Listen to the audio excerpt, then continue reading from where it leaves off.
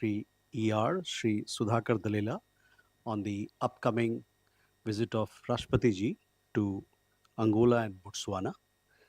The visit will take place during 8th to 13th of November.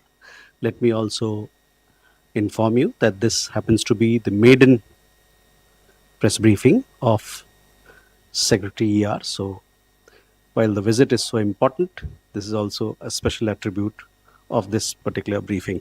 We also have with us Srimati Manisha Verma, Press Secretary to Rashtrapati ji, as also Sri Sevala Nayak Mude, Additional Secretary, who looks after Central and West Africa, and Sri Janesh Kain, Joint Secretary, who looks after Eastern and Southern Africa. With that, I invite Secretary ER for his opening remarks on the upcoming state visit. Sir. Thank you very much, Randhir, and good afternoon to all of you, friends from media. As Randhir mentioned, Honorable President will be paying a state visit to Angola and Botswana from November 8th to 13th. This will be the first ever state visit by an Indian head of state to Angola and Botswana. As all of you are familiar, India's engagement with Africa has been growing across all key pillars, from political to trade and economic to development partnership and people-to-people connections. There have been numerous high-level political engagements at the level of head of state, head of government, vice president, EAM. These engagements have allowed us to deepen our cooperation with the African region across sectors. India's engagement with Africa is guided by 10 principles outlined by Honorable Prime Minister in 2018 while addressing the Parliament of Uganda. Our expanding ties with Africa align with the development agenda of the African continent, which is reflected in their Agenda 2063 document. The India-Africa Forum Summit provides a comprehensive framework for dialogue and cooperation with the African region. You are aware that India's diplomatic footprint has expanded significantly in recent years with the opening of 17 new missions in Africa. You're also aware that it was during India's G20 presidency in 2023 that we welcomed the African Union as a new permanent member of the G20. India's growing engagement with the African continent is also in consonance with government's priority for a strengthening partnership with countries in the global south. Our trade with the African region is reaching almost $100 billion. We have a strong development partnership with the African region. Over 3 million strong Indian diaspora across African region continues to serve as a bridge for fostering cultural and economic linkages. The visit of Honorable Rashtrapati ji has to be seen in this larger context of high priority accorded by Government of India in expanding partnership with the African region. Honorable Rashtrapati ji will be visiting first Angola from 8th to 11th November at the invitation of her counterpart from Angola. You will also recall that earlier this year in May, Angolan President had paid a successful visit to India. He had extended an invitation to Honorable President to visit Angola and to also participate in the 50th anniversary celebrations of Angola's independence. India had consistently supported Angolan freedom struggle, as many of you would know. Further, India and Angola are celebrating the 40th anniversary of the establishment of diplomatic relations this year. President of Angola is currently the chairperson of the African Union. So for all these reasons, the visit of Honorable Rashtrapati ji assumes significance. During her visit, Honorable President will be holding bilateral talks with the President of Angola. She will be attending the 50th anniversary celebrations of Angola's independence on 11th November. Honorable President is scheduled to address the Angolan Parliament and to interact with members of the Indian community of Angola. India and Angola, of course, enjoy very close ties of friendship and cooperation, which have been growing across sectors. We have a vibrant energy partnership with Angola. Building on the momentum imparted by the visit of Angolan President to India this year, the state visit of Honorable Rashtrapati ji will provide an opportunity to review entire gamut of bilateral ties and to expand mutually beneficial cooperation in sectors such as agriculture, health, energy, trade and investments, technology, infrastructure development, defense, and people-to-people connections. On the second leg of visit, Honorable Rashtrapati will be visiting Botswana from 11 to 13 November at the invitation of the President of Botswana, His Excellency Duma Gideon Boko. The state visit underscores India's commitment to strengthen its long-standing and friendly ties with Botswana. During the visit, Honorable Rashtrapati will be holding bilateral talks with her counterpart. The two leaders will discuss and explore new avenues for enhancing bilateral cooperation in areas such as trade and investments, technology, energy, agriculture, health, pharmaceuticals, defense, and people-to-people ties. In Botswana as well, Honorable President is scheduled to address the National Assembly of Botswana and visits sites of cultural and historical importance. Several dignitaries from Botswana will call on Honorable Rashtrapati during her visit. I may add that India and Botswana will be celebrating 60th anniversary or 60 years of establishment of diplomatic relations next year.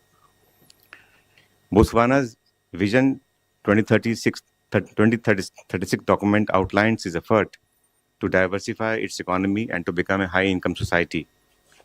In this context, the visit will provide us an opportunity to appreciate their priorities and discuss how Indian business community can partner with their Botswana counterpart in identified sectors. We are also engaging with Botswana for translocation of cheetahs to India as part of Project Cheetah and expecting good progress in this regard. In both Angola and Botswana, we have vibrant Indian community. Honorable Rashtrapati will be interacting with them in Luanda and Gabon. The upcoming visit of Honorable Rashtrapati is therefore very important, and we are expecting important outcomes in the form of MOUs or other announcements. We are confident that the visit of Honorable Rashtrapati will further strengthen India's long-standing collaborative ties with Angola and Botswana and open up new avenues for collaboration and expanding our partnership. It is also, as I said earlier, reflective of India's firm commitment to further strengthen its multifaceted partnership with the African continent. With these words, I would be happy to respond to any question that you may have. Thank you. Thank you. With that, we open the floor for questions. We'll take a couple of questions together. So here, first, Huma. Sir, I have two questions. My name is Huma Siddiqui and I'm from Stat News Global. Angola is going to resume the presidency of the African Union next year. So, how important would be energy and food security when you are there in Angola? Will that and would any agreement in the energy sector be signed? And my second question is, in the defense and the space sector, is there anything on the cards to be discussed? Sahil. Sir, I'm Sahil Pandey from ANI News Agency. So what bilateral agreements, MOU or joint liquidation are planned for signing in the areas like energy, agriculture, health, defense or digital cooperation, if any? Keshav. Sir, good evening. Keshav Padmanabhan from The Print. My first question is with regards to Angola. When the Angolan president had come earlier this year, I think there was a $200 million line of credit for defense modernization. So I just wanted to understand where that line of credit is and whether there will be discussions on this. And with regards to Botswana, you also mentioned new areas of cooperation with regards to defense. So I just wanted to understand what will be discussed or what is on the agenda with regards to defense and security cooperation with Botswana in particular. Thank you. One more question we'll take. Rishabh. Hi, sir. Good evening. Rishabh from Times Now. Sir, wanted to understand when we talk about defense between India and Angola or India and Botswana as well, are we also looking at training their recruits for their defense forces as well? Because there was certain talks that certain African countries are interested in training their recruits in Indian academies. So we can take these questions and come back for more. Well, thank you very much for all these very thoughtful questions. Let me start by the question regarding Angola and the chairpersonship of Angolan president for the African Union. So they assumed the chairpersonship this year in February, and they will continue to be chairperson till next February. As I mentioned to you, we work very closely with the African Union in the framework of India-Africa Forum Summit. And we would like to discuss the cooperation with the chairperson of AU and see how we can make the next meeting of the India-Africa Forum Summit a success. We are in touch with the African Union colleagues and we are discussing with them. We are planning already as to how we structure, what are the dates. We have to, of course, consult AU because a number of leaders will be traveling for the India-Africa Forum Summit. You mentioned energy and food security. I think both are very critical sector for cooperation.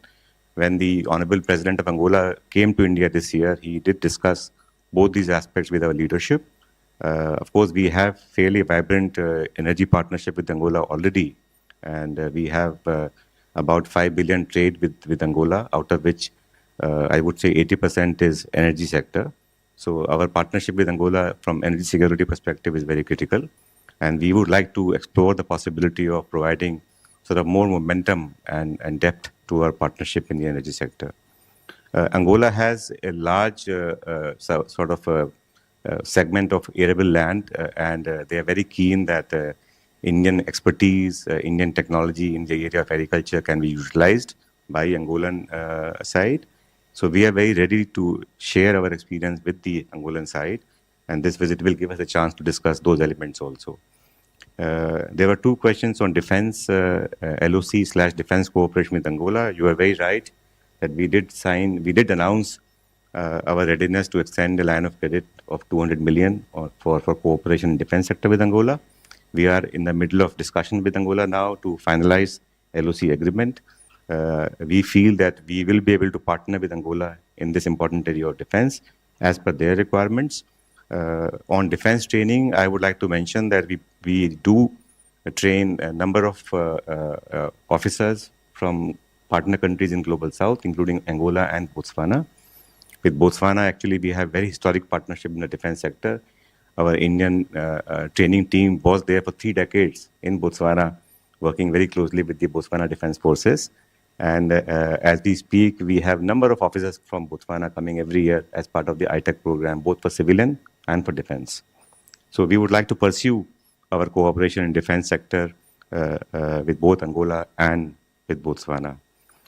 You mentioned about space cooperation also, and I'm very happy that you raised this point. This aspect was also discussed during the visit of Angolan president to India, actually. And he expressed an interest in sort of harnessing space technology for various development programs. We would like to pursue that conversation during this visit of Honorable Rashtrapati Ji to Angola. There was a question about what we are going to sign in terms of bilateral MOUs. As I mentioned, we are discussing MOUs in the area of health, in the area of fisheries, in the area of capacity building. And we do hope that we can concretize these MOUs before the visit of Honorable Rashtrapati Ji. There would also be some announcements. As you know, we have been requesting our partner countries to join the regional frameworks such as International Solar Alliance or CDRI or Global Biofuel Alliance or International Big Cat Alliance. And we are very hopeful that during the visit of Honorable Rashtrapati Ji that Angola and Botswana will indicate some positive movement on our request for them to join and partner with us in these regional context.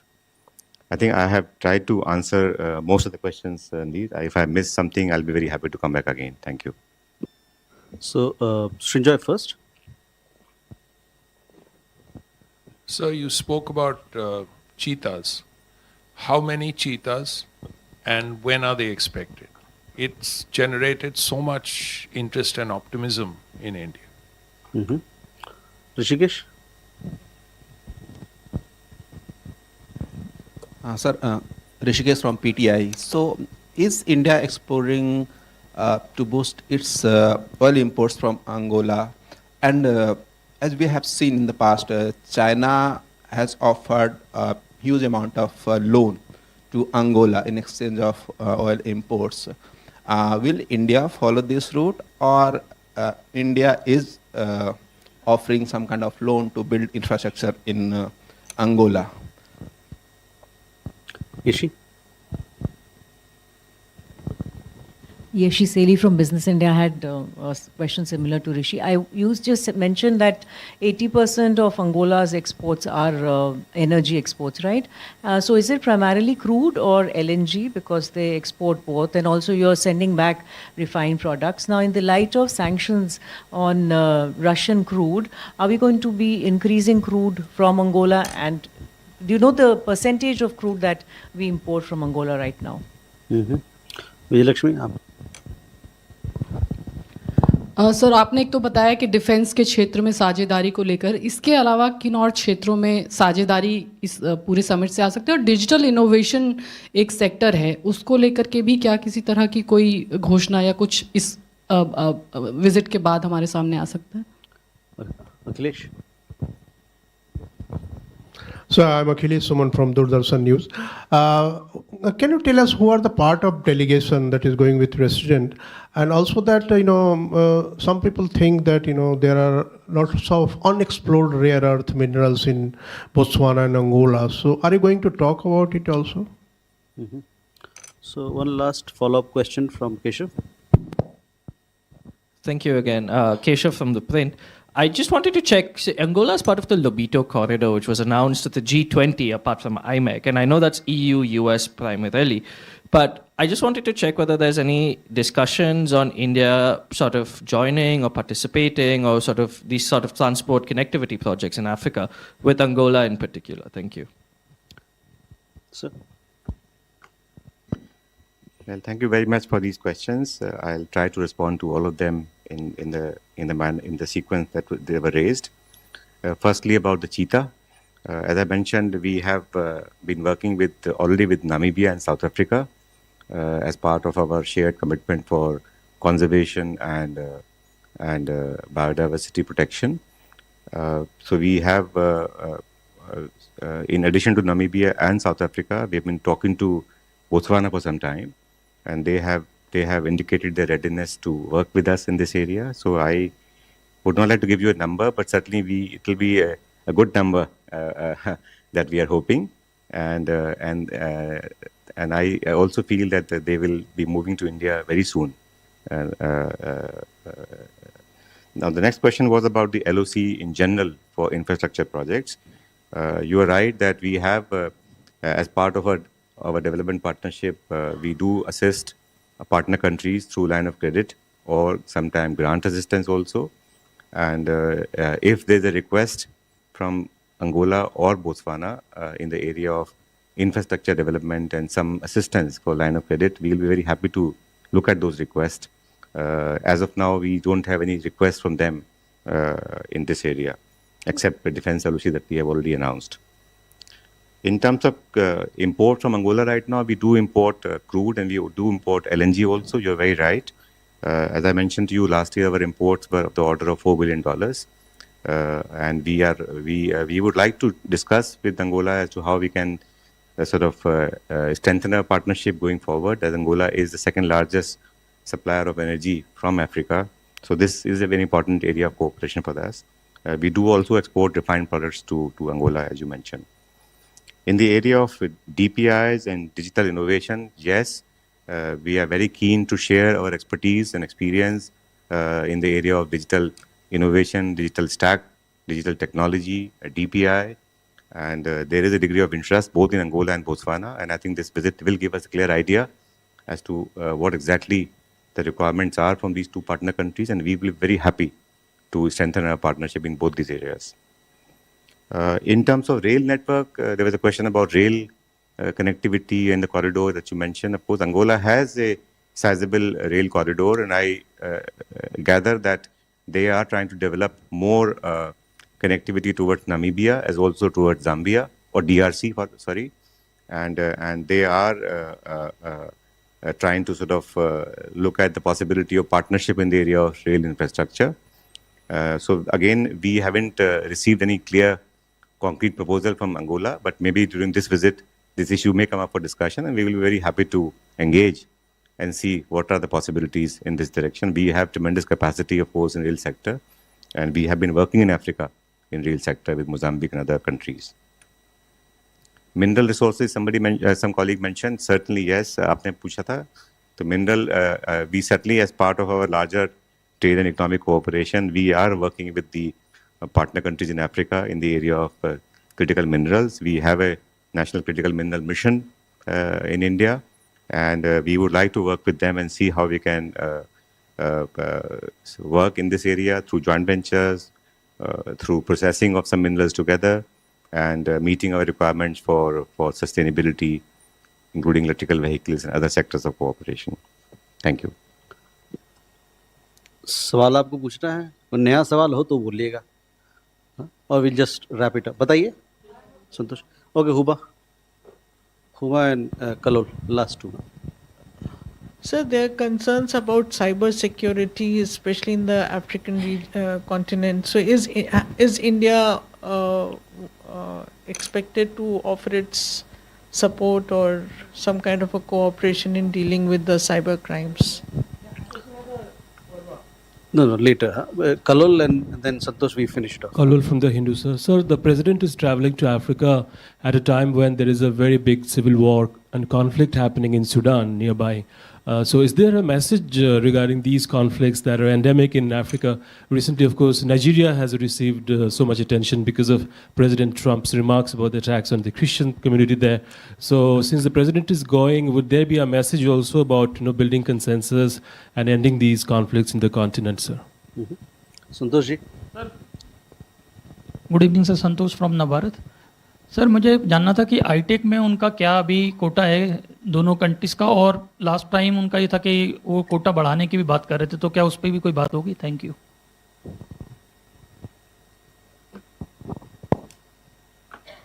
We are good to go. Well, thank you very much again for these very thoughtful questions. Regarding the ITEC, the last question about ITEC, as I mentioned to you, we have a very robust partnership for capacity building with Botswana. I mentioned to you in the last 10 years, almost 750 professionals and students, civil servants have come to India for training program across India in different sectors, including defense area. And if there is a requirement for more slots in certain area, we'll be very happy to have a customized program also for our partner countries from Global South. So ITEC, in capacity building, I think we will be very supportive to any request for enhanced partnership. Regarding cybersecurity area, I think we, again, as I said, as part of our program to build and foster relationship and partnership with the Global South, we would be very happy to work in this area of cybersecurity as well. We haven't had a very detailed discussion with Angola and Botswana on this sector, but going forward, we would be open to collaborating in these domains also with our African partners. I think with the visit, the message of the visit is very clear that we have a very robust, very multifaceted partnership with Africa. We want to work and expand our partnership with Africa and countries in the Global South. We would like to share our own development experience with the African friends, African partners, and we would like to be partner in their development journey. So I think our message is very clear that we want to move ahead at a speed in which we can strengthen our partnership and we can strengthen our trade and economic relationship. We can improve our political engagement, and within the framework of IAFS, across all sectors, we would like to work very closely with the African region. So our message is very clear that we want to partner and deepen our partnership with the African region. Thank you, ladies and gentlemen. With that, we come to the close of this press briefing. यात्रा के दौरान कई एक press वार्ता होंगी और उस press वार्ता के माध्यम से आप लोगों को अवगत कराया जाएगा कि क्या क्या चीज़ हो रहा है. तो साथ जुड़े रहिए हमारे. बहुत बहुत धन्यवाद.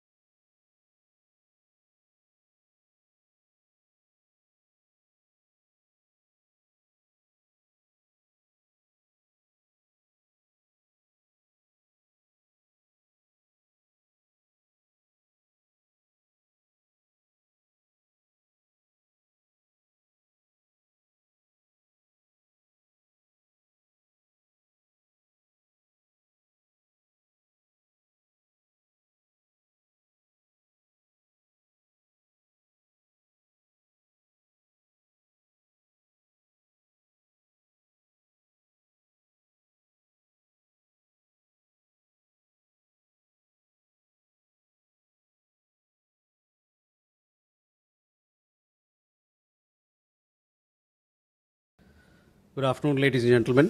Let's begin our session, and the floor is open for questions. So we start from there. Shalinder.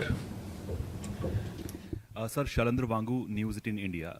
आपने देखा होगा कि राष्ट्रपति ट्रंप जब अभी दौरे पे थे एशिया के, जहां पे उन्होंने बार बार ये दावा किया है कि ट्रेड का धमकी देके 250% ट्रेड की धमकी देके उन्होंने भारत और पाकिस्तान का युद्ध रुकवाया, और उन्होंने ये भी बार बार कहा है कि रूस से जो इम्पोर्ट है ऑयल का, उसको लेकर भारत तैयार हो चुका है। इन्होंने रिपीटेडली ये बात कही है। इस पे आप क्या कहेंगे? Siddhant. We have seen a statement by the Organization of Islamic Cooperation on Kashmir, something that has been tradition. Any Indian reaction?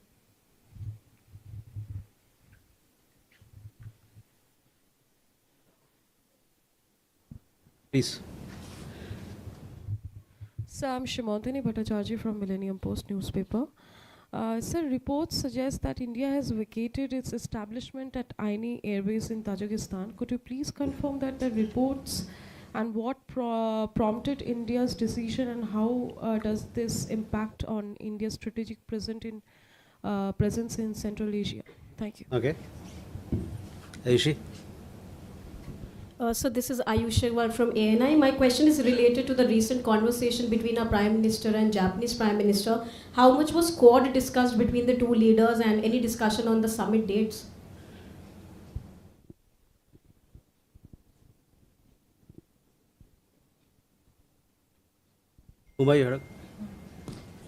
Sir, there have been reports that some Indians were deported from the US just a week or 10 days ago. So would you have number of Indians deported from the US and the UK so far?